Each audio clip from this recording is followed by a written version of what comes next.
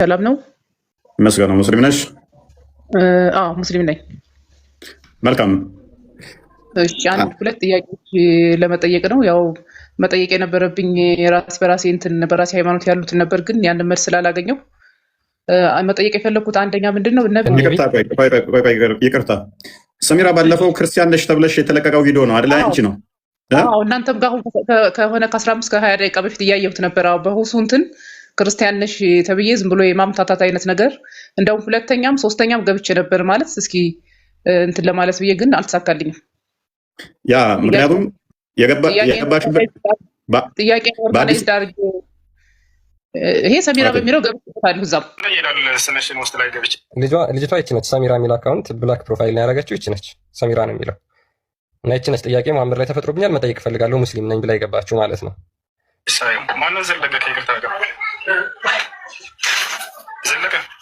ኦኬ ምንድነው ዩዘር ኔም ዘለቀ ነው የሚለው እና ዘለቀ ማን ነው እያለ እየጠየቃት ነው። ባይዘ ዘለቀ ብቻ አይደለም የሚለው ከዛ በኋላ ስፔሊንጎች አሉ። እንግዲህ ልጁ ከ6ኛ ክፍል ያቋረጠ ነው። እስከ መጨረሻው እንኳን ማንበብ ያልቻለ ስለሆነ እሱን እንተዋለን ማለት ነው። እስከ መጨረሻው ማንበብ ማይችል ግማሹን ብቻ ነው ያነበበው። እኛ ፕሮፋይልሽን አይተነዋል። ምክንያቱም እነሱ ያሉት ምንድነው ክርስቲያን ነች ልከዋት እንደዚህ ምናምን ብሎ ነው ያለው አይደለ? አዎ እንደዛ አይነት ነው። ጭራሽ ሲጀመር ጥያቄንም ለመስማት አልሰማኝም። ኤኒዌይ ምንም አይነት ነገር የመጀመሪያው እንትን ላይ አይ ክርስቲያን ነሽ ከታች ሌላ እንትን ይላል ምናምን አለኝ። ሁለተኛ እንትን ነበረኝ በዛ ገባው። በዛም ስገባ ጥያቄን በስነ ስርዓት ሊያዳምጠኝ አልቻለም። የማምታታት አይነት ነገር ሶስተኛም ገብቼ ነበር በሌላ እንትን። እኔ በጣም ተገርሜ ምክንያቱም ፎር ዘ ፈርስት ታይም ነው እንደዚህ እንትን ገብቼ እንዲህ አይነት ዲስከሽን ውስጥ ስገባ እና በጣም ሾኪንግ ነው የተፈጠረብኝ። እንትኑ አልጠበኩም እንደዚህ አይነት ነገር እንዲሁ ስናወራ እንድ ብዥታ እየተፈጠረብኝ ነው ስላቸው ሁሱ በደንብ ሊያስረዳሽ ይችላል ብለው ስለገቡ እና በጣም ነው የደነገጥኩት። እንደዚህ አልጠበኩም ነበርና በሱ እንትን ገብቼ ነበር። ትክክል ነው። ያ አካውንታሽን እኛ ፈላልገነዋል እዘነዋል። ምክንያቱም እዛ የሚሰሩ ድራማዎችን በደንብ ጠንቅቀን ስለምናውቃቸው የእኛን ስም ለማጥፋት የሚደረጉ ከዛ በኋላ ልጆች እንትን ካሉት ክርስቲያን ናቸው የሚል ታፔል ላይ ይለጠፋል። የአንቺን አካውንት ስናየው አስቀድሞ ሰሚራ ነበር የሚለው፣ በኋላ የገባሽበት ግን አይ ቲንክ ታምር ተይመር እንደዛ አካባቢ የሚል ነው። ያ ፕሮፋይልሽ ውስጥ ገብተን ስናይ ደግሞ የሙስሊም አካውንት እንደሆነ በሰሚራ ውስጥ አየ ነው ማለት ነው። ሙስሊም ነኝ በእርግጠኝነት በ100%። ግን አንዳንድ ጥያቄዎች እንትን ብዥታዎች ስለተፈጠሩ በሂደት አሁን እከታተላለሁ። እናንተንም የሌሎቹንም እንትን አደርጋለሁ። የሙስሊም ሊቃውንቶች ባላጣይ ሴት ወይንም ደግሞ ባሏ ጦርነት ለሄደ መፍትሄ ያለን እያሉ ነው። ኢብን ቂያም አልጃውዚ በመጽሐፉ ላይ የተወሰኑ ስኮላሮቹ እንደዚህ ብለው እንደሚያምኑ ተናግሯል። ባሏ ጦርነት ለሄደ ወይንም ለሌላት ሴት ማስተርቤሽን ወይንም ግለ ወሲብ ማድረግ ይፈቀድላታል ብለው የሚያምኑ እንዳሉ አስቀምጧል። እንዴት ነው ማስተርቤሽን ወይንም ግለ ወሲብ ማድረግ ያለባት የሚለውን ደግሞ እንደዚህ ይላል። ከቆዳ ልክ እንደ ብልት ቅርጽ በመስራት ማለትም የበሬ ወይንም የበግ ቆዳ ትወስድና የወንድ የብልት ቅርጽ አስመስላ ትሰራለች ይላል። ወይንም እሱን የሚመስል ልክ እንደ ኪያር ወይንም ኩከምበር የሚባለውን ማለት ነው ወይንም ቅል አይነት ነገር በውስጧ መጨመርና ራሷን ማስደሰት ትችላለች ብለው የሚያምኑ ሊቃውንቶች እንዳሉ ኢብን ቂያም አልጃውዚ በመጽሐፉ ላይ አስቀምጦላችኋል። እና ባላጣይ ሴት የበሬ ቆዳ የወንድ ቅርጽ የብልት አስመስላ መጠቀም እንደምትችል ሙፈሲሮች ሊቃውንቶች እንዳስተማሩ ይሄንን ስታውቁ ሙስሊም ሴቶች ትጽናናላችሁ። ለባሎቻችሁ 4 ቢፈቀድም ለእናንተ ቆዳ ተፈቅዶላችኋል። ወይንም ደግሞ ኪያር እና ቅል። ኢሎሄ የሚለው ቃል አላህ ከሚለው ቃል ጋር የቀረበ ነው ወይ ደግሞ በግሪከኛ ማን ነው በመጽሐፍ ቅዱስ ይሄ አዲስ ወንጌል በጻፈበት ላይ ሄሎ ያለው ደግሞ ኢሳ የት ነው ሊሰቀል ሆኖ በጣም አስቂኝ ነው። የሙስሊም ኡስታዞች ይጠቅመናል ብለው የሚጠቅሱት ጥቅስ እስልምናን እንደሚቀብር አያውቁም ማለት ነው። እንግዲህ አምላኬ ብሎ የጮኸበት በመስቀል ላይ ሆኖ ነው። ኡስታዙ እንደሰማችሁት በመስቀል ላይ ሆኖ ክርስቶስ አምላኬ ብሎ ጮኋል ይላል። የትኛውም ኡስታዝ ይደግመዋል። አላህን ሲጠራ ኢየሱስ ኤሎሄ ላማ ሰበቅታኒ። ሰላም አለይኩም፣ እንዴት ናችሁ? ሰላም ናችሁ? እኔ ምንም አልገባኝም። እዚህ ጋር የሚያስረዳኝ አንድ ሰው በውስጥ መስመርም ቢሆን ያስረዳኝ። ኢየሱስ ክርስቶስ እኮ መስቀል ላይ ነው ኤሎሄ ኤሎሄ ለማ ሰበቅታኒ አምላኬ አምላኬ ስለምን ተውከኝ ብሎ ያለው መጽሐፍ ቅዱስ ላይ ያለው ማለት ነው። እና ኢየሱስ ክርስቶስ ይሄንን እኛ ሙስሊሞች ምናምን ከሆነ ታዲያ ኢየሱስ ክርስቶስ ተሰቀለ ብለን ነው ማመን ያለብን አይደለ? ይሄ ነገር ምንም አልገባኝም። እኔ ማለት በጣም ኮንፊውዝ አደረገኝ። ወል እንደሰማችሁ ነው እንግዲህ ኢየሱስ አልተሰቀለም አልተገደለም ብለን ነው ምናምን የሚሉ አካላት መልሰው ደግሞ ክርስቶስ በመስቀል ላይ ሆኖ ኤሎሄ ኤሎሄ ላማ ሰበቅተኒ ብሏል። ይሄም ትርጓሜ አምላኬ አምላኬ ለምን ተውከኝ ነው እያሉ ሲሉ ታገኟቸዋላችሁ። እንግዲህ ክርስቶስ በመስቀል ላይ ሆኖ ክርስቶስ አልተሰቀለም የሚሉ አካላት ክርስቶስ መስቀል ላይ ሆኖ እንደዚህ ብሎ ጮኸ ብለው ምን ያህል ውሸታም ቀጣፊ እንደሆኑ ከራሳቸው አስተምሮ ጋር እንደሚጋጩ አያችሁ አይደለ? ኤሎሄ ኤሎሄ ላማ ሰበቅተኒ የሚለው ወይም አምላኬ አምላኬ ለምን ተውከኝ ክርስቶስ ለምን አለ ሲባል ሐዋርያው ቅዱስ ጳውሎስ በዕብራውያን መልእክቱ ምዕራፍ 5 ላይ እንደሚናገረው በስጋው ወራት ጸሎትና ምልጃን እንዳቀረበ ይናገራል። እንዲሁም ደግሞ ይህንን የተናገረበት ምክንያት ለአቅርቦተ ሰይጣን ነው። ክርስቶስ የመጣው ሰይጣንን ድል ለማድረግ ወይንም ደግሞ ድል ለመምታት ስለሆነ ድል ሊነሳው ስለሆነ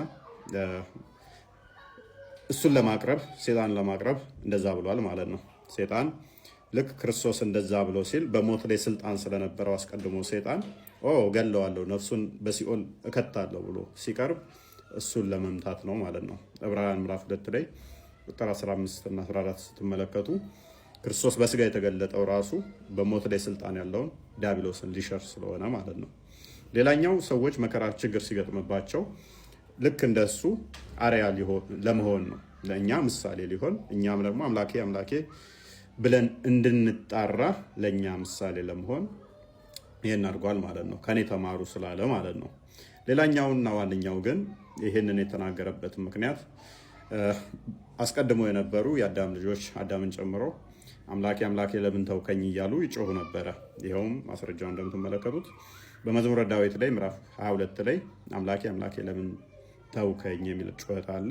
የአዳምን ጩኸት ተገብቶ ነው የጮኸው። የሰው ልጅን ጩኸት በሙሉ ተገብቶ ጮኸልን፣ ቤዛ ሆነን፣ ካሳ ካሰን። የእኛን ጩኸት እየየ ለቅሶ በሙሉ እግዚአብሔር ተለይተን ስንጮህ የነበረውን ለዘመናት ያንን የአዳም ጩኸት ክርስቶስ በመስቀል ላይ ጮኸልን። ከዛ አንጻር ነው አሁን ላይ ብለናል ነው ወአሽሀዱ አነ ሙሐመድ ረሱሉላህ የሚለው ቃል ጋር ሲደርስ ይቃተናነቀው ትዝታ ሁሉ ፊቱ ላይ ድቅን ያለበትና ለቀሰ። ሰሃቦችም በቢላል ለቅሶ ተቀሳቅሰው ከቀብር እንደተነሳ ሰው ግር ብለው መጥተው ተላቀሱ። ፍቅሩ እንዴት ሊጸናል! በዚህ ጉዳይ ላይ ሁሌ እንደ አዲስ የሚያለቅሱት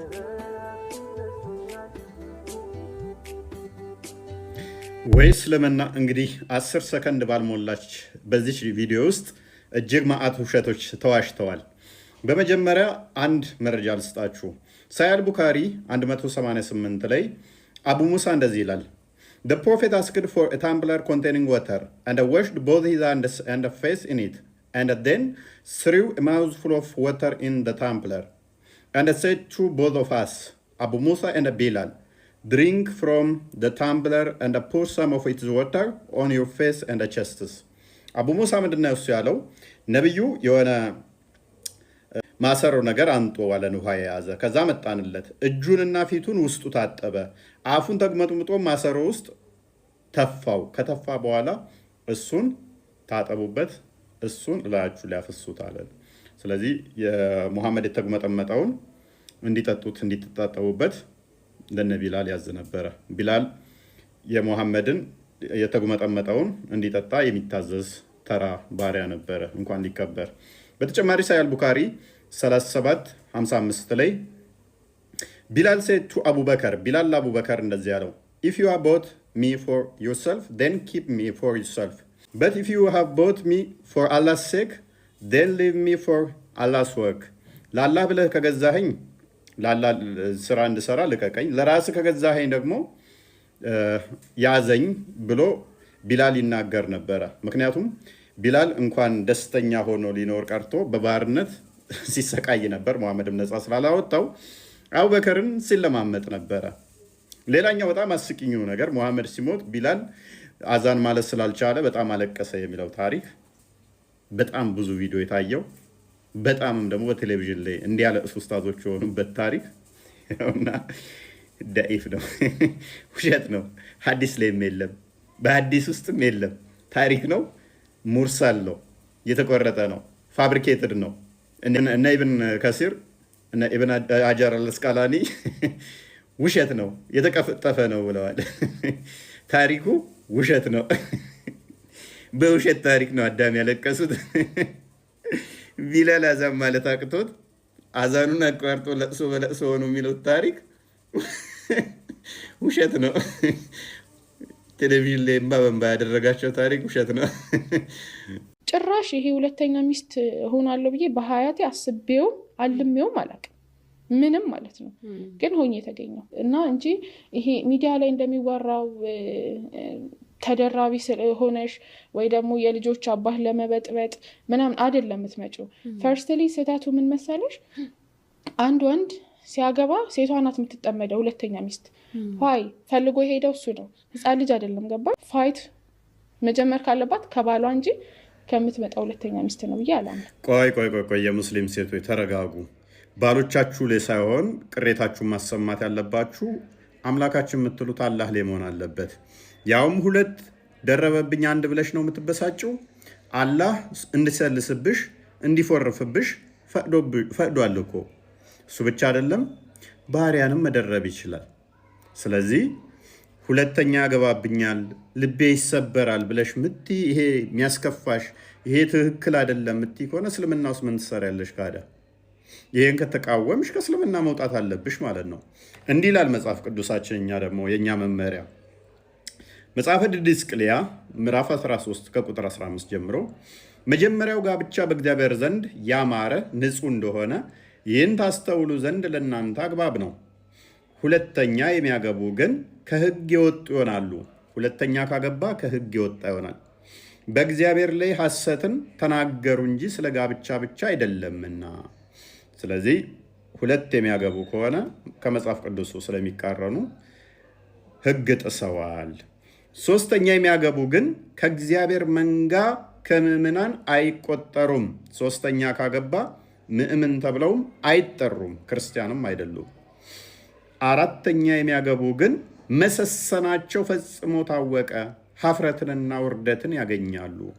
ሙሐመድ እዞት የመጣው አስተምሮ እስከ 4 ድረስ አግቦ የሚለው ለሴሰኞች ለቅንዝራሞች የተሰጠ ነው እንደ መጽሐፍ ቅዱሳችን። እንደነኛ አይነት ሰዎች ሀፍረትን ውርደትን ያገኛሉ ይላል መመሪያችን። ስለዚህ የሙስሊም እህቶቼ እንደዚህ አይነት አስተምሮት ውስጥ በላይሽ ላይ እንደ ሽንት ቤት 4 ቦታ ገብቶ አንቺ ጋር መጥቶ እንዲጨማለቅ አትፍቀጅለት።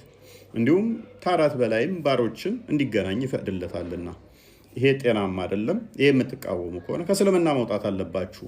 እንዴ የኛ አስተምሮ በግልጽ ከአንድ በላይ የሚሄድ ከሆነ ከሕግ ወጥቷል። 3 የሚያገባ ከሆነ እሱ ምእምን አይባልም። 4 የሚያገባ ከሆነ ሴሰኛ ቅንዝራም ነውና ፍርድ ይጠብቀዋል ይላል መጽሐፋችን። እኛ ጋር እንደዚህ ግልጽ ነው። ሊያመጡ የሚችሉት ምንድነው? ሰዎች በውድቀታቸው በብሉይ ኪዳን ላይ ያደረጉትን ነው። እሱን ደግሞ እግዚአብሔር ሕግ ሰጥቷቸው እንዲያደርጉ ብላቸው አይደለም። በአዲስ ኪዳን በግልጽ ከአንድ በላይ ማግባት እንደማይቻል ተደንግጓል። ይህን የሚያደርግ ካለ ከአንድ በላይ የሚያገባ ካለ እሱ ከሕግ የወጣ ነው። እንደ ምእምንም ሊቆጠር አይገባም፣ ክርስቲያንም አይደለም። አሁን ላይቭ ላይ ነን። ኑ